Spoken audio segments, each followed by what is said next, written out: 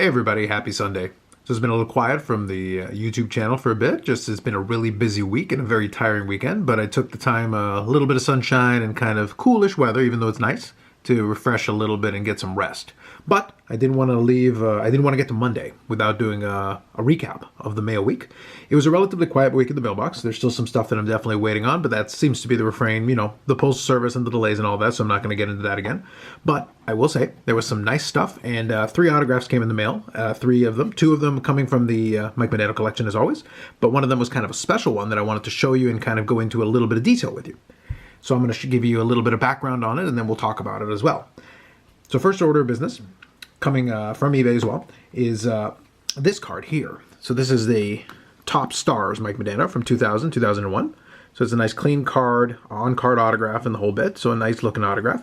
Now the thing about this is that this is kind of a good like public service announcement for if you are a player collector or a quote-unquote super collector, even though I'm not a big fan of that phrasing, but let's go with it. But if you are a person who's like that, I strongly suggest get a checklist and pay attention to it, because I swear to you, I have passed up this card probably a dozen different times because I had convinced myself in my head that I already had it in the collection, because there is also a regular Topps card autograph from the same year, 2000, 2001, that has been in my collection for years, and for some reason I thought in my head that card was this one. And it turns out the whole time it wasn't on my checklist. So when this one actually came up on eBay maybe about a week and a half ago, I saw it and I was about to convince myself that I already had it, but then I decided to actually check the checklist this time, and wouldn't you know it, I don't got it. So actually I saved myself from doing it for the 15th or 16th or however many times, and I went and picked it up. The price was fair, and shipping was pretty quick, and I was able to get it in my hands. So a nice addition to the autograph collection. Still kind of rolling along with these. Next one is kind of in the same category, but this one's looking at it from a different angle. So now we're looking at 2016, 2017, the Cup, and I've got to get a holder for this, so it's right now just in the penny sleeve for now. So this is Signature Renditions. And the cool part about this is it is hard signed as well, but it's using the nice gold paint pen, which is just, it's a good looking card, and it makes it for a nice clean design. I'm not always going to gravitate towards the painted paint pen cards like this. Most of the time I prefer, you know, a nice Sharpie, either in black or in blue. But from time to time, it's nice to have variety. And it's just a good-looking card with the gold like that. And it's a nice, clean design. And anytime you've got a nice autograph card design that has the appropriate amount of space, it's always a big bonus, and it's a great way to put the thing together, which is always great. So that leaves another great addition to the collection. Always a good one to have. Now, the last and final card for, like I said, a 3-card mail day is a last but not least kind of situation. And it is not another Mike Modano card. It's actually something different. But let me give you a quick context and background. And actually, I'll put the Modano card back in because it's going to take me a second. I'm just going to give you some background first. So the last one actually is part of a collection that I had originally built. I aspired, and I had an idea in my head years ago that I wanted to put together my own little collection of all the 600 goal scorers in the NHL. And at the time, the list, I think, had 19 players on it. And I think now it's got 20, with Ovechkin being added to that list. But what I did is I just put together the list of all the different players. You know, you got Gretzky, you got Gordie Howe, you've got, you know, Yari Curry kind of at the bottom end of that. And then, you know, all the way into the guys in the 700s, Bobby Hull, Brett Hall, you know, Mark Messier, Steve Yzerman, Mario Lemieux. So it's a who's who, for the most part, of great goal scorers throughout NHL history. So I thought that was kind of cool. I thought that was, you know, the hockey equivalent of like collecting 500 home run guys for baseball. So think in that vein. I thought 600, though, was a good number because there are a fair number of 500 goal scorers, including Modano, of course. And if I was going to collect Modano, you know, 500 goal scorers, well, the Modano I've got well represented. I don't really need to add more for that purpose other than my Modano collection. But anyway, the idea was to get them together. Now, originally, my thought was to just let me get an autograph of different types. I didn't want to just get autograph cards. I thought, it'd be kind of cool to get different types and different ideas. So I have a Phil Esposito 8x10, which I picked up when the Team Canada 72 team did a signing. This is now like maybe a decade ago. This is years and years and years ago. So that's one example. Another example is that Bobby Hull did a signing for Canada Post at Toronto Expo. Again, maybe like 10 years ago, maybe 15 years ago. It's been a while. But when he did that signing, they had these stamps. And what I'll do is at some point I'll do a showcase of like some non-card stuff. And this will be one I'll definitely show you. And there'll be another one that I'll show you that also pertains to this collection. But the Bobby Hull was like this portrait that was created. So they created this print, and they originally had them on these stamps, but then they also created a print of the actual design itself in a much larger format. And you could have Bobby Hall and I believe Frank Mahovlich and a couple of other players, and they were physically there and they could actually sign the print for you. So I have a nice Bobby Hall signed like this print. It still hasn't gone into a frame, although at some point I would definitely like to do that. But that was another one that I picked up, and a lot of the other ones were cards for different players. So I actually years ago completed that collection. Now the only thing that I was a little dissatisfied with was, and this is kind of another lesson that I would give to anybody who's putting together a collection or whatever. The cool part about collecting, especially in something like that isn't a real set, it's something you're making up for yourself, is that there's no rules. You can decide to do however you want. And as I said, I decided that I would take different types of autographs. I just wanted to have it. And I had a couple of cards with, multiple player autographs. I had a triple autograph. I had a Gretzky-Messier double autograph. And that's how I got the Messier and the Wayne Gretzky. But, and there's nothing wrong with that. But it was one of those things where as I looked through the collection, I was like a little dissatisfied because I said, well, I did make some compromises. In order to try, I focused on getting it done faster. So for some of the cards, I picked up like the, less expensive versions of it, so they didn't look as good, or maybe they had sticker autographs, or just something that aesthetically just didn't appeal to me the same way. When I talk about a lot of cards like this, I'm talking about something like this with a nice paint pen, which is a little distinctive, or something like this, which is a nice hard sign with a nice clean Sharpie. It is on card. So while I'm not going to discriminate for the Modano collection, I wanted to kind of revisit the idea of the 600 goal scorer collection. And I wanted to do it the right way this time. I wanted to be a little more picky, a little more selective.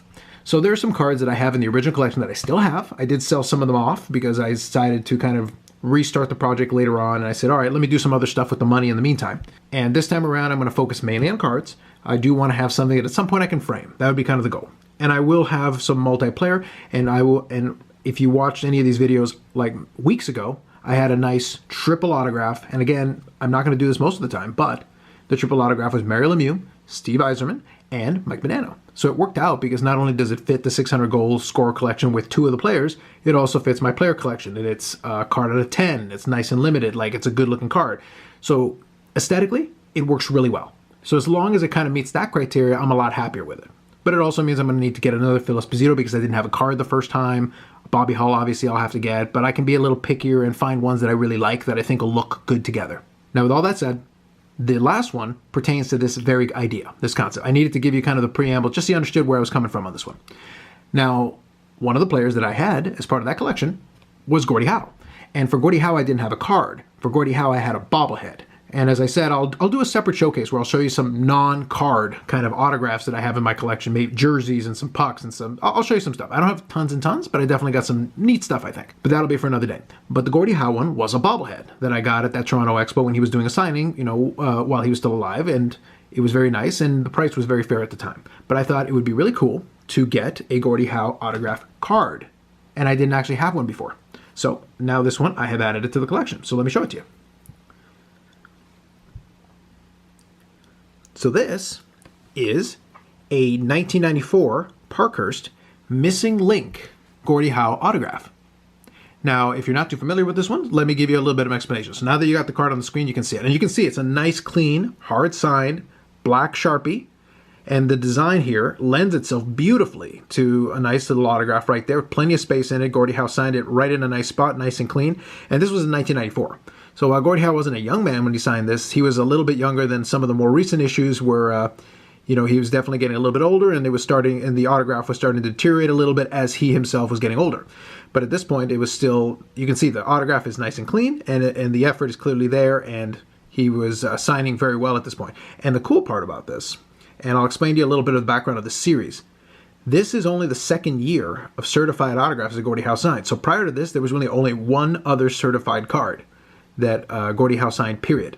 So you can say that this is basically only the second or third autograph card that Gordie Howe ever signed, with thousands of them. Literally, Beckett has 1,300 different certified autographs. Well, this is one of the very first that was available, period.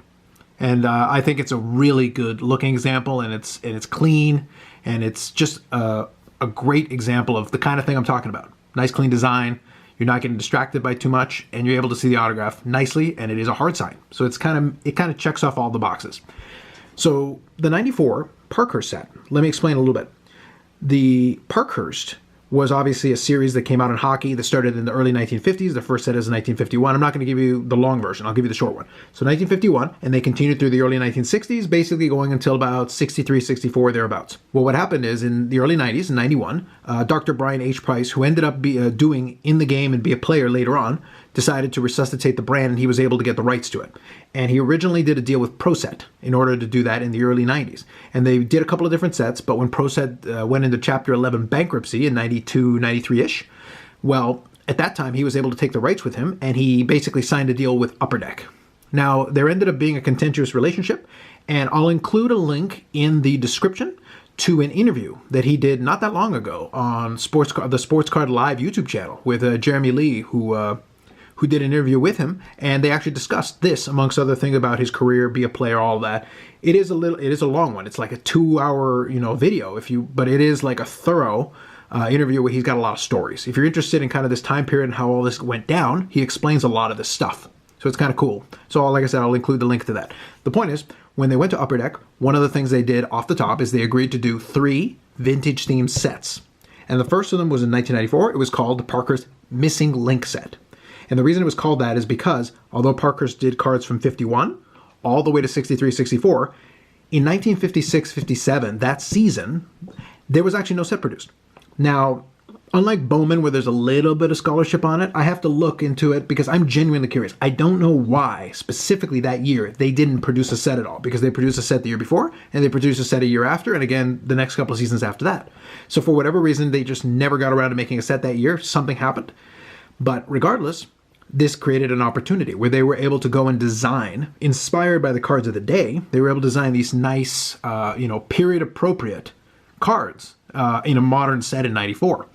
So what I'll do here is, kind of as I'm talking, I'll show you what the box looked like and some of the cards. It's a nice, clean design that totally fell in line with what it would have looked at, and the set itself was composed the way it would have looked like in the mid-1950s.